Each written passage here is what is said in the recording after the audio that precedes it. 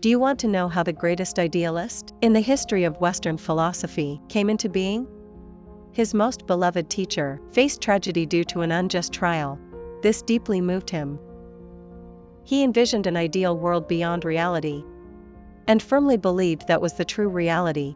But is this really true? Let's delve into the philosophical world of Plato together. Hello, everyone. Today, I will introduce to you a person from ancient Greece considered as a foundational figure in Western philosophy. One of Western history's three great philosophers. His name is Plato. Last time, we talked about his teacher, the great Socrates. Plato's student was Aristotle. These three are incredibly famous. I consider them to be the sages of their time. Plato is a fascinating master of his craft.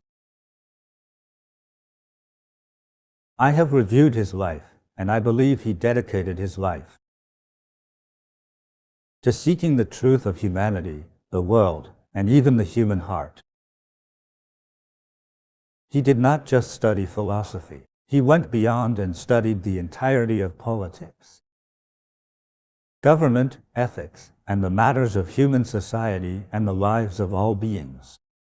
We ordinary people think, what does philosophy have to do with us? Every day, we just work, get off work, and go home to eat dinner. That's about it. However, I believe that after listening today, you'll find that philosophy is absolutely related to each of us. Kunthi, why don't you start by introducing him? Plato had a core philosophical idea. He believed we have two worlds. One is our sensory world, which is easier to understand. It's the world we can see and touch, like tables, chairs, animals, plants, and humans. It's the world we live in. This is the world we perceive through our senses. Plato believed it changes constantly based on time, people, and the environment. It is unstable. He thought that the things we perceive have a perfect form.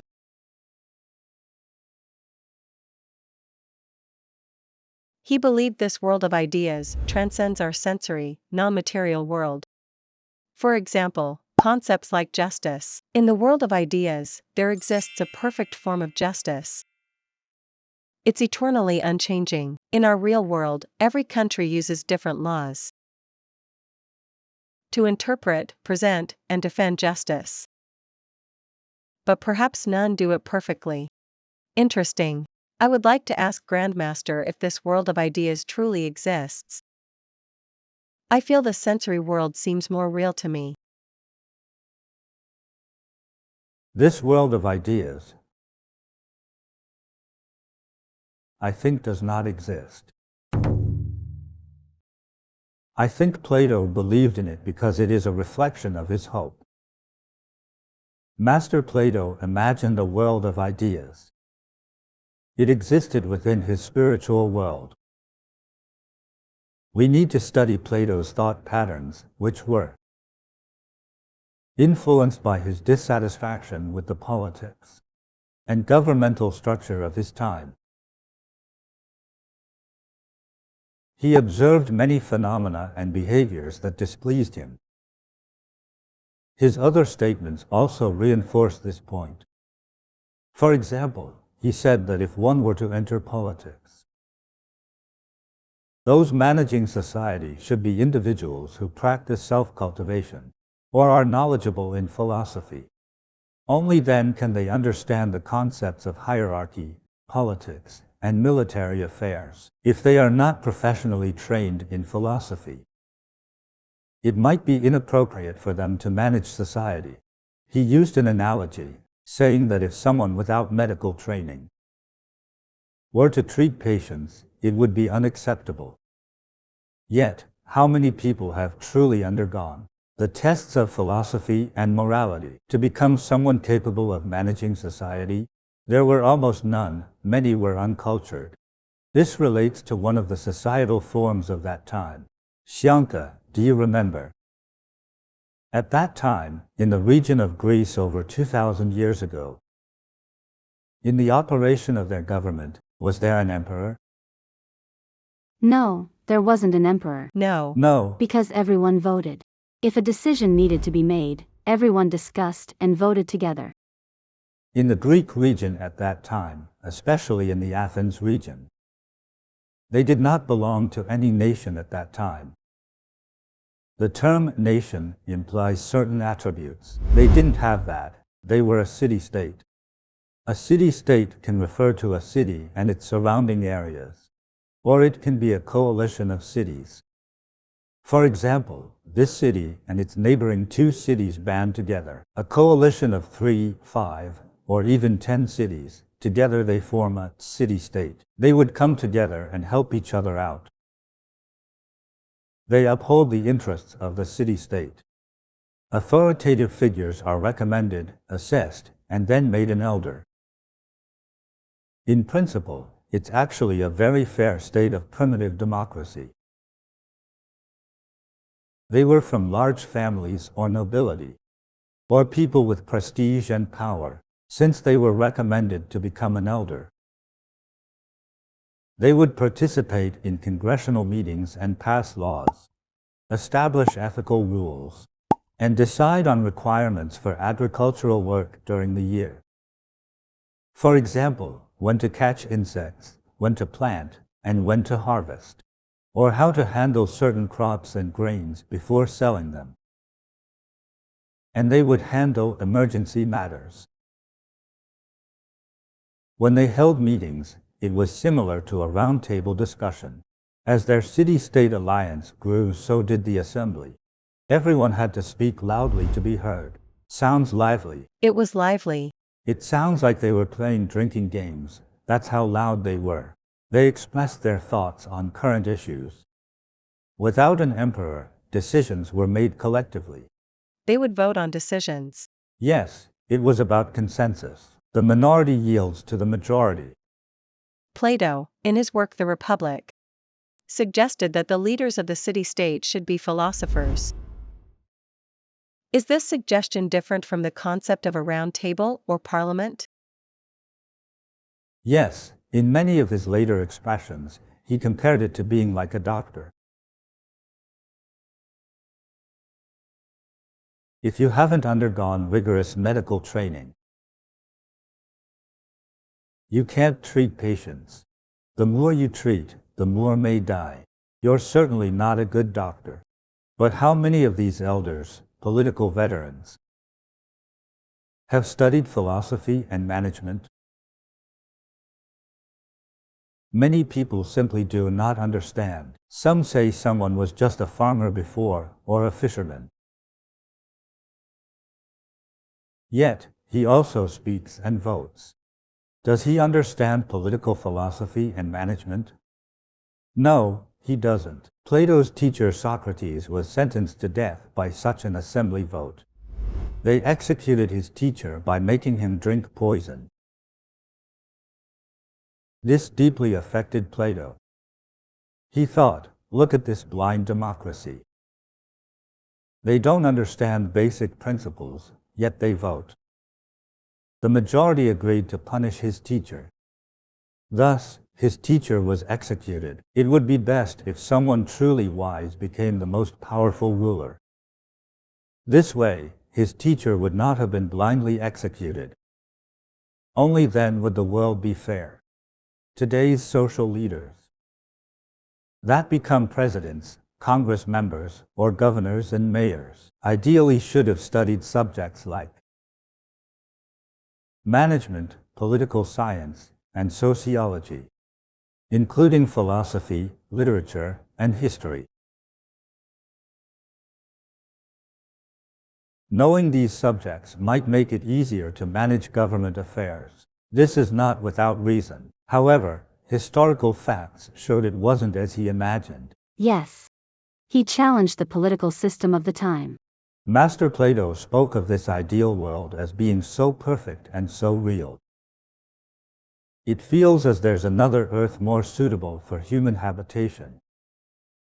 A feeling so real as if this truly exists. He hoped for a world where the political system that he imagined is a beautiful reality. I understand this. Many people when moving abroad have high expectations. They think everything is better in the new foreign land. Even the flowers and grass are sweeter. But after arriving, these expectations are shattered by reality. Is that so? The flowers aren't sweeter after all? Initially, due to not adapting, it doesn't feel wonderful. This phenomenon usually occurs among young students and children with limited experience. When you mentioned this, it reminded me of a similar story that happened in Canada. It's a story where high expectations led to disappointing results. This story is over 20 years old, shortly after I arrived in Canada. I read this long news piece in a local newspaper. The story itself was quite tragic. This took place in the 1990s. There was a little girl from China with the last name Wang. She was the only daughter of her family. After she got older, her parents, who had never been abroad themselves, tried every possible way to save money, hoping she could go abroad in the future, to places like Europe and America, to further her studies. When the girl grew up, her parents made every effort to make it happen. Eventually, they found a city in Canada where she could study. She was accepted by a university in Montreal. She was very happy and decided to go.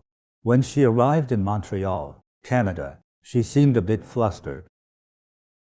Back at home, when it came to chores and everyday needs, apart from buying her own clothes, she knew nothing about other aspects of life. At home, her father did the heavy lifting, and her mother did the rest. She only needed to study. But after going abroad, she had to face life first. Her parents still provided her with money. They weren't very wealthy, but they saved up some money for her to study and live. They still had some money. They first rented a place and then went and bought furniture.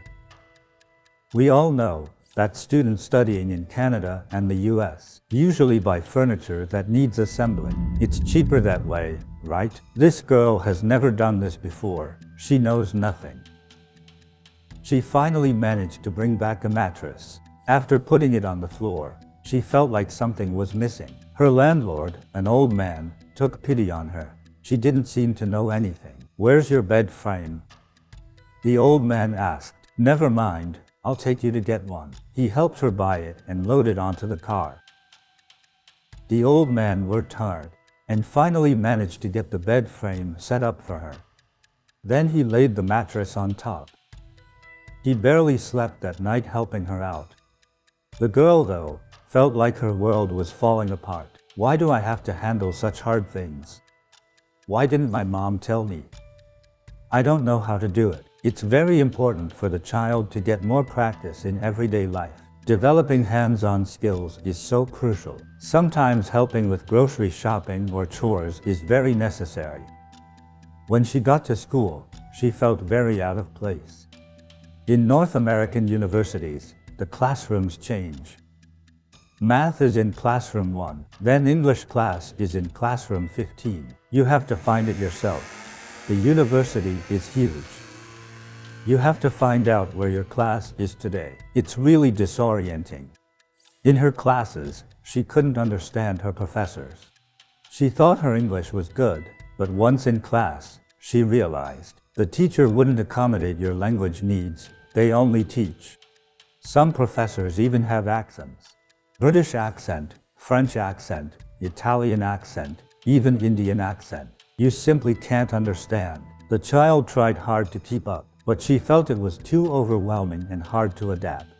She started missing her mom and dad. After 3 months, she insisted on going back. At that time, from Montreal, Canada. There were no direct flights to China. She had to transfer in Vancouver, but at that time, flights from Vancouver to China were not available every day. Sometimes there was only one per week. At that time, there were fewer tourists, not that many people. She needed to wait 3 or 4 days. Problems slowly started to arise during this period. By the third morning, the elderly couple who owned the place waited until after 10 a.m. There was no sign of movement in her room. They thought she might have gone out for a walk, but she didn't answer her phone. Something felt wrong, so they opened her room to check. Oh no, the child had taken a tragic step. She hung herself with her own belt on a shelf beside her bed. She left a note saying, "Dear Mom and Dad, I thought that Canada would be so wonderful, almost like paradise. But after coming here, nothing has been good. I have to do everything myself. I have no friends and face obstacles everywhere. I don't understand the teachers, and there's no one to help me. I want to go home. I miss the days by your side so much. I desperately want to return to you. But why is there still a third day? I can't wait any longer. I'll wait for you in heaven." She was too anxious to stay another night, resulting in a tragic turn of events. This story is about a child who has never left home, never been abroad, never experienced such a thing. I believe many people feel the same about marriage. They think that person loves me so much and is attractive, smart, and witty. But once married, they realize this person is a fraud. They're not that in love with me and not that charming or handsome. They're restless in their sleep and also snore. They're not handsome at all. It's all nonsense. If I had known, I wouldn't have married him. But now that we have kids, what can I do? Things are often idealized when you haven't experienced them. You imagine your future married life to be all happy and wonderful. That's because you've never been married before. I think Master Plato was dissatisfied with the Greek society of his time.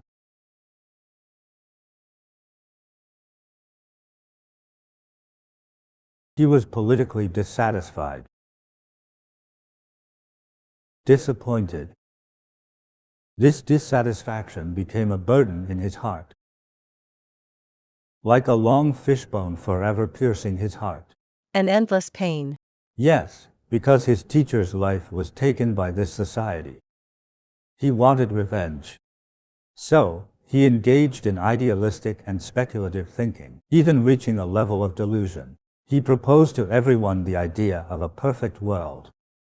Grandmaster, if there was a chance for Plato to become a city-state representative or a leader, even then, the situation would not be as perfect as he imagined, right? Yes. I've met people from many different professions. I knew a professor who taught operations management abroad. This management professor invested in stocks. He had over $1 million in savings and wanted to buy a house. But he saw an opportunity and bought stocks instead. In just 3 years, he turned his $1 million savings into zero.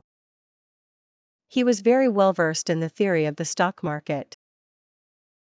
But in practice, reality did not match his theories. This was also true in ancient China with philosophers and Taoists, like Confucius and Laozi. What level of official positions did they hold? Let's take Laozi, who was a Taoist, for instance. Any Chinese with a bit of education knows him. Everyone sings his praises, saying, "The Tao Te Ching is a true masterpiece." But how high was his official position? He was the head librarian in the Imperial Library. There were no public libraries at that time. How were books written back then? They were written on small bamboo pieces and strung together. Reading a book was like slowly spreading out a bedsheet. Then, the next one was read. His position was that of a head librarian. The Tao he saw, can it ultimately become a true management system? No, it cannot. You are merely dealing with many concepts. His studies are not often about governance, but rather about the understanding of many things. As for Confucius, he traveled to over a dozen countries at the time. Still, none of these truly became a genuine national-level leader. They only sought to gain insight into the world and philosophical truths. Or they studied human nature, or what the will of heaven is. They were merely speculative researchers. Remember, researchers are not practitioners. Researchers are not managers either. You can be very knowledgeable, but not good at management. True management and theoretical teaching are two different things. Plato's ideas are somewhat idealistic. This concept of the Republic and the claim that his world of ideas is more real. The world of ideas and the Republic are one and the same. In that world, the table is perfect. But are there even tables in that world? That world feels very distant from us. It doesn't matter. That world doesn't exist. He hoped that the more realistically he speaks, he can inspire the politicians. You should listen to my perspective and theory. Choose someone sensible, maybe one of my disciples, to be your ruler. Don't use any random commoner, artist, businessman. Tell those fools to just go home. The sensible ones should govern the country. Returning to Plato, did he have the opportunity to try to realize his own ideals?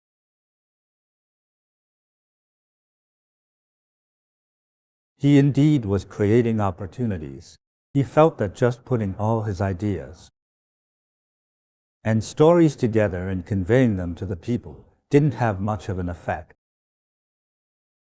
The country is still annoyingly the same. I have to make some connections. Build bridges with wealthy and influential people. And it actually worked.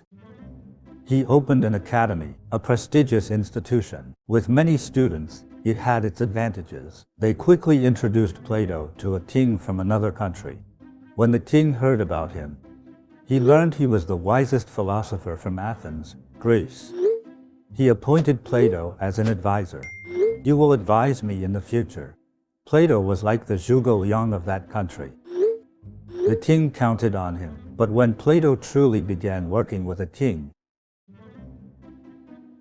he realized he was daydreaming before. He was facing reality now. For example, Plato would say, if you keep up this attitude, you will lose your nation and your life. The king was furious. How dare you speak to me like that? I'll make you lose your life right now. I'll demote you to a slave and give you 50 lashes. Plato was beaten and sold to another country. During the process of being sold, his students heard about it and rescued him halfway. This man was already 60 years old. He nearly lost his life. Yes, that happened 2 or 3 times. It was always due to speaking too much. Being eager to teach others can be a good thing. But it can also be a bad thing. You must consider who you are advising. Does the other party listen to you? Can they accept the way you speak? If you scold a king as you would a child, won't the king's dignity and pride be damaged? If his reputation is damaged, you become the scapegoat, right? So in real life, he tried to realize his republic. But the kings were not as benevolent as he imagined. They were not easy to deal with. Many kings possessed both the qualities of a scholar and a bandit. Only with these traits could they become kings. They shared different goals. Plato's ideals weren't their ideals. Exactly. Think about siblings, growing up in the same family. You receive a similar upbringing, but do you have the same life goals? No. Correct. Even the views on choosing a partner differ. You might like someone tall, while others prefer someone chubby, right? Some look for someone clever and slick, while others prefer someone honest. Everyone has different preferences. Moreover, between you and a king, it's impossible to have shared ideas. I also think Plato only wanted to fulfill his own desires and goals. He wanted to use the king's power to realize his ideals, which was wrong. If you were the king's senior advisor or strategist, you should assist and support the king in his goals. You cannot set your own agenda. Your goal is just to follow the king's lead. But when your goal becomes too deliberate, problems will arise. That's how it is. For a master in theory, whether for military or philosophy, when it comes to practical application, there is a significant gap. Grandmaster, Plato also had an interesting theory about how we acquire knowledge. He believed that humans have souls, and that this knowledge is innate to us. We're born with it. When we are born, we already possess a complete understanding of this world. It's all within our souls, we just haven't remembered it yet. Philosophers gradually guide us, and slowly, we extract this knowledge from our souls and remember it. Grandmaster, how do you view this theory? It's also due to the era he lived in. He lived more than 2,300 years ago, around the time of Confucius and Laozi in China. In such an era, we could hardly see any technology. There was almost no technological information. Books and writing were scarce. So in that era, people developed speculative ideas like this. This is not surprising. It's quite normal. People's understanding of nature and natural science was not as advanced as it is now. I believe that humans are born with some inherent characteristics and traits, and there are slight differences between individuals. Some people lean more towards literature. Then reading tends to lead to greater achievements. Some are more inclined towards the sciences, for instance, learning computers, programming, or studying chemistry, physics, or accounting. They excel in these areas. Because we are born with inherent differences. Some study well, some do not. Yes. Some can do physical work, others do mental work. If we all received perfect knowledge, we should all be perfect people. Yes, I am not certain about what Plato said about the soul already instilled with perfect knowledge. Saying you inherently have this perfect knowledge, I don't quite agree. However, I believe his original motivation and purpose were singular. It was to hope that this society, or the society he envisioned, would become more perfect. He proposed the idea of an ideal world of ideas. Ultimately, he also stated that everyone in that world is actually perfect. This notion resembles the ancient Chinese Tao philosophy, which states that human nature is inherently good. Inherent goodness and inherent knowledge, there is a similarity between the two. Yes, Plato said in that ideal world, people are inherently good. They are inherently good. Yes. Besides being knowledgeable, they are also kind. Yes, truly perfect people. Grandmaster, are people inherently good at birth? If we view it philosophically, we won't be able to finish today. It becomes necessary to clarify what is good and evil. If a child doesn't eat properly, is it good or evil? Then they grow older and say that fat is not beautiful. So they stop eating for the sake of beauty. Is this good or evil? Besides being hungry, is it good or evil? Exploring the essence of good and evil is actually a very valuable lesson. Let's give it a try and then continue the discussion. The audience might find it amusing to see the three of us argue. Let me say something bold. If someone's profession, regardless of the era, is being butcher who slaughters pigs, cattle, and sheep, are his actions good or evil? From the perspective of taking life, it's evil. And making a living, he is good to his family. You say it's good for his family. Then everyone enjoys the meat from the animals he slaughters. Everyone eats heartily and happily, with rich nutrition and good health. Is this good or evil? He is also contributing to society, right? To some extent, it's good. It can be considered good. But from a moral standpoint, killing is not good. It's really hard to say clearly. You say it's a sin because of your belief, but the butcher doesn't think so. If you spend money, whether directly or indirectly, it's you who paid me to kill, so the sin is on you, because the meat ends up in your mouth, not in mine. Let me ask you two again. Is the sin greater for the one who slaughters pigs or the one who eats pork? Eating is the bigger sin, because if you trace the reason, it's the demand from people who eat pork that causes this. All right, here's another question. Is the sin greater for eating pork or for raising pigs? Eating is still the greater sin. Also, how did pigs come into this world? Pigs are born from mother pigs. Then blame the heavens. They created pigs. They are plump, so people eat their meat. Being naturally fat isn't a crime, but humans have taken them as food to eat, right? When the heavens created them, they didn't consider humans eating them, right? This sin is heaven's, so you are innocent. I release you on behalf of the gods.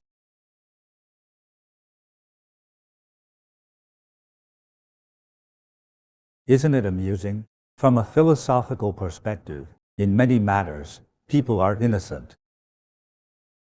If you look at it one-sidedly, the world's biggest villain would be butchers. But that's not the case. The karma is created by all who pay for the slaughter. Are those who eat meat guilty? If that's the case, then are tigers guilty? So eating meat is a sin, but eating plants is not. If eating grass is not a sin, then those who eat grass are angels. If these are all life forms, sheep eat more grass than tigers eat meat, don't they? The sheep complained. Who made me a sheep? Creator. I can't digest anything else. I can't eat anything else. I can only digest grass, right? So you made me to eat grass. Shanka.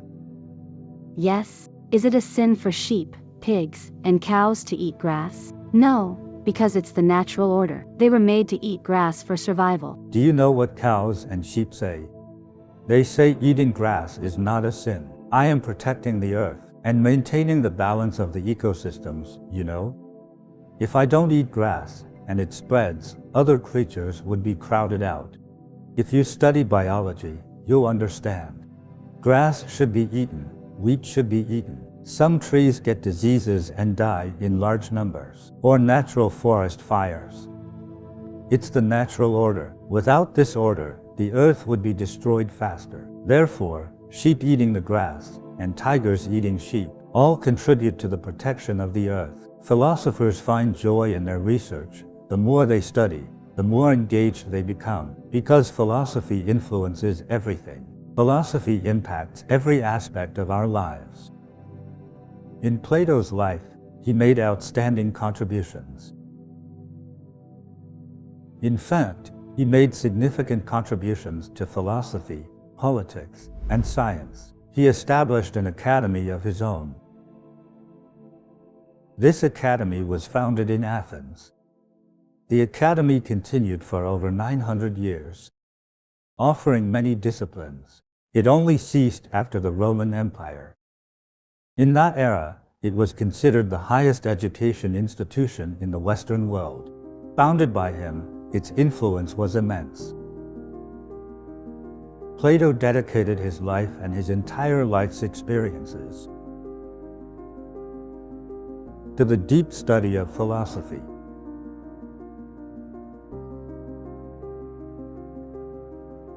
His greatest hope was the concept of the ideal state. He wished to influence the entire political situation of his time and bring about a sense of reform. In reflecting on his life, I realized he was an extraordinary person. Someone who used his entire life and being to pursue truth. In ancient China, such a person was a sage. Sages believed that those who attain the way are greatly aided. Only those who attain the way can rule the world. Only after understanding the way of heaven, earth, and humanity can they make people's lives better. In terms of nurturing talent, Plato had exceptionally outstanding students. At that time, his students had spread across Europe. They were outstanding talents of his school. His most remarkable student was Aristotle. His student is even more interesting. In the next episode, we will talk about Aristotle's story. It's very entertaining, even more so than his teachers. I invite everyone to listen to my talk then. The story about Aristotle. Thank you for watching.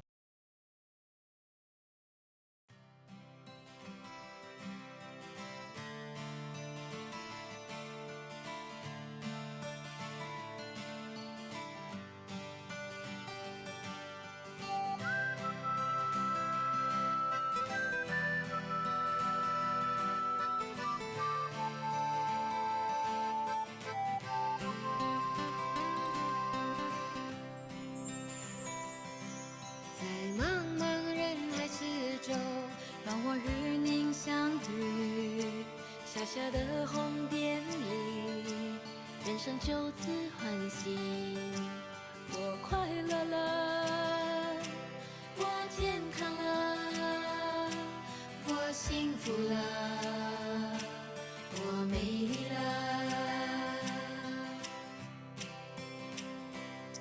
在茫茫人海之中，让我与你相遇。小小的红点里，人生变得神